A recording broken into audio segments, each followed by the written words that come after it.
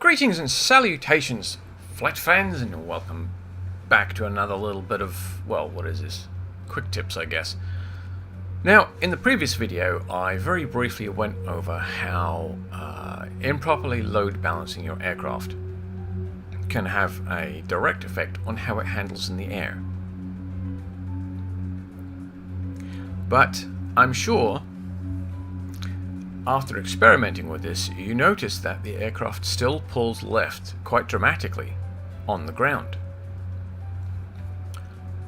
So let's go over a couple of the settings, shall we? First of all, let's check our realism. I'm going to turn this one down, and you always have crashes and collisions turned off. I don't want to deal with random flight failures at the moment. The reason I do that is because I fly on the honor system. I technically know when I've hit something. And I do everything I can to avoid it, so I don't see the need to have the simulation engine running those calculations in the background.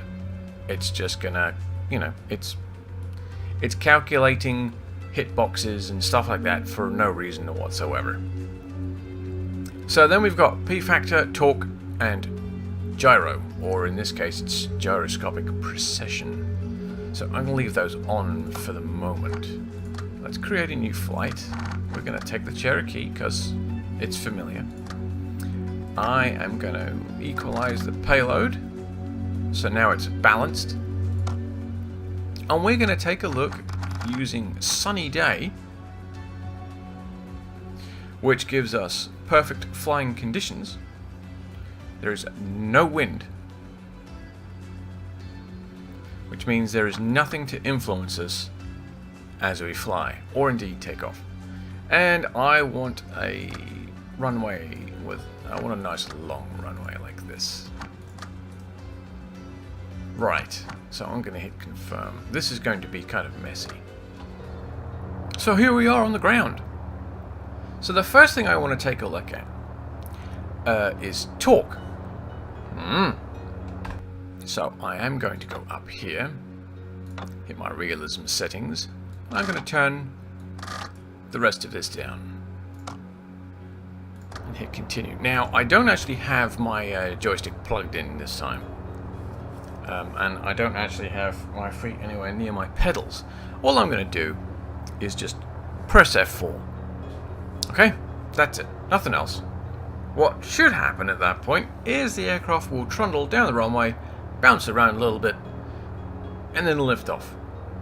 And we should see the forces applied to the aircraft by the simulator engine that pertain to torque. Now, before I do that, let's have a very quick look at, where torque comes from.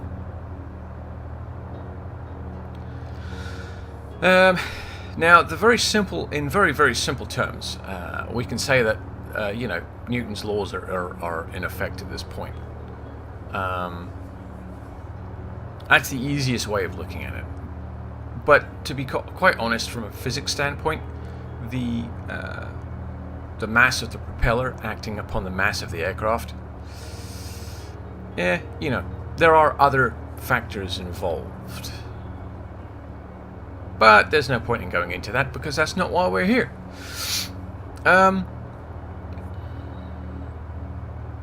However, I will just mention that depending on your altitude, those other forces do vary, the amount of torque that your aircraft is going to experience. So, anyway, torque really only becomes an issue to an aircraft when the aircraft is at low speed and the engine is at high RPM. And I suspect this option is going to be far more important to the modeling of helicopters anyway. So, don't dwell on torque too much. In the air, we do see this rotational force get modeled. The amount of torque generated is directly related to the amount of horsepower that the motor is generating.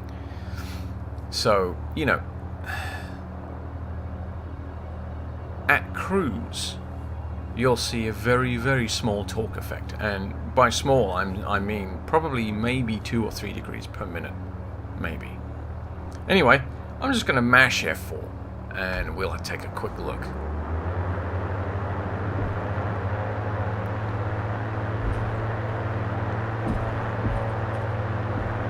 Look at that.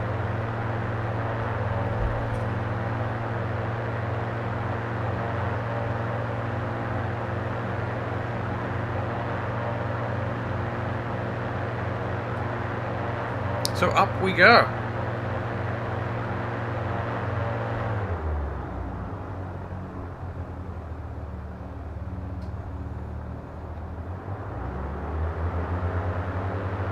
Now, as I mash, as I change the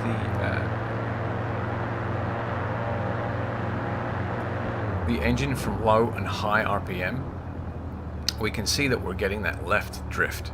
That's the torque coming into play.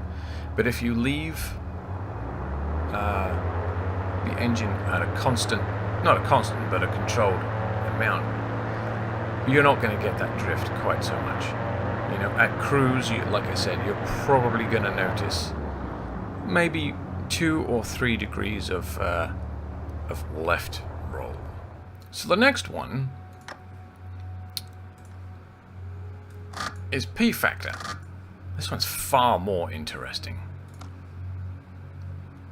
P factor is generally a term used to describe a similar effect, and often it gets confused with torque, even though they're actually unrelated.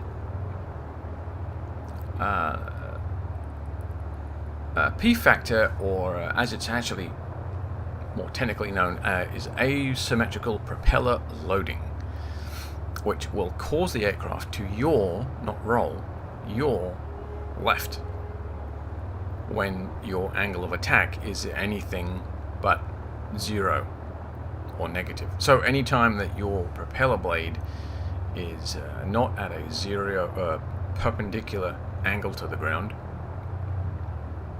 but upwards, you're going to get this asymmetrical loading, which is going to cause a left pull. Its greatest effect is seen at low airspeed and high angle of attack and high power settings, and it's most noticeable during takeoff, because on the ground your aircraft is not actually sitting at a negative angle, or a 0 angle rather. It's ever so slightly pitched upwards. So as you roll down the runway, your propeller is not exactly perpendicular to the ground, so you do have a slight angle of attack on the propeller blade, which causes this effect.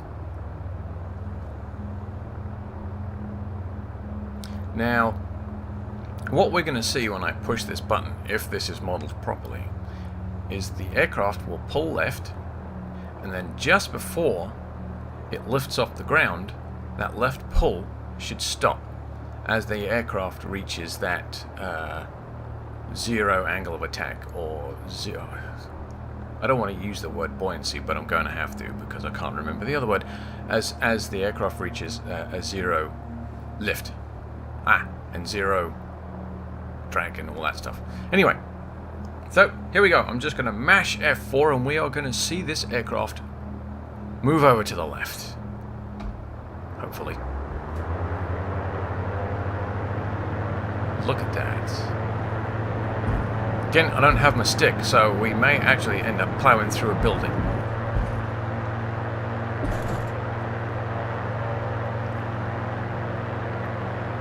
And there you have it. See, now as the aircraft pitches upwards, it's going to yaw to the left even more because that angle of attack on the propeller blade has gone up. I killed the throttle a little too much there.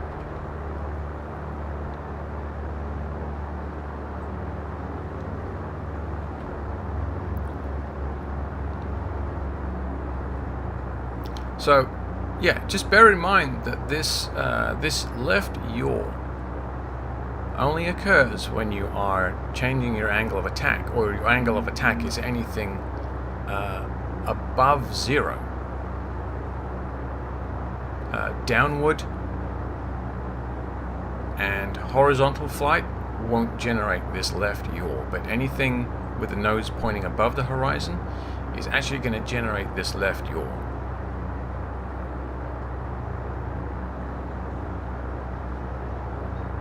Now, what causes this? Well, it's because as the prop blade is spinning, the descending blade is actually generating slightly more thrust than the ascending blade.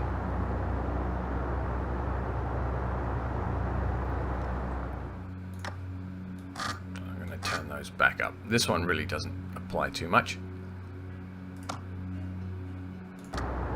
There we go. Yeah, gyroscopic precession is a phenomenon occurring in rotational bodies in which an applied force is manifest 90 degrees later in the direction of rotation from where the force was applied. You see, now I've got the torque enabled. You can see that there is that very gentle left roll.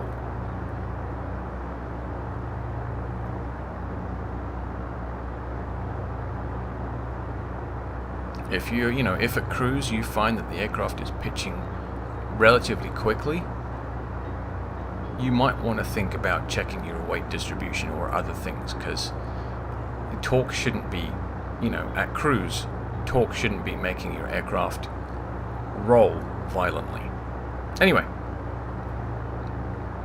although this gyroscopic precession is not a dominant force in our fixed-wing aircraft, we do have to take it into consideration because, it does come in when we're flying helicopters.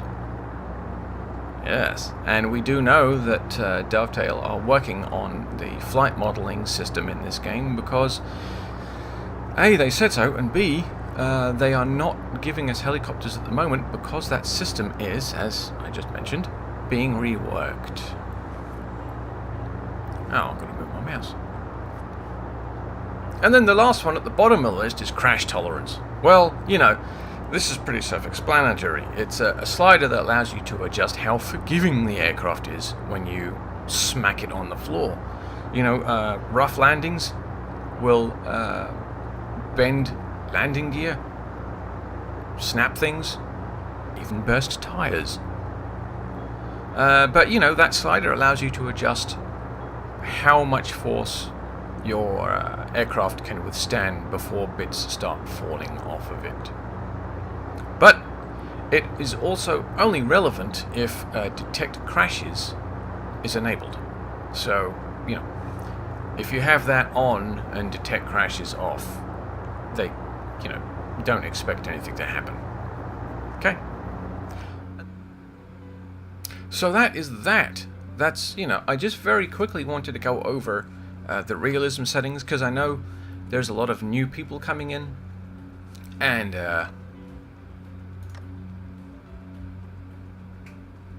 there's no tooltip, and they're not very self-explanatory. So I thought just very quickly going over them and explaining where some of these these forces are affecting your aircraft and why you're seeing specific things occurring in the air and on the ground. P factor is going to be the bane of your life when you are trying to take off and or taxi. Sudden changes in your engine RPM are going to cause these forces as well. So always keep that in mind. Never snap the controls. A gentle hand will keep your aircraft under better control. Happy flying.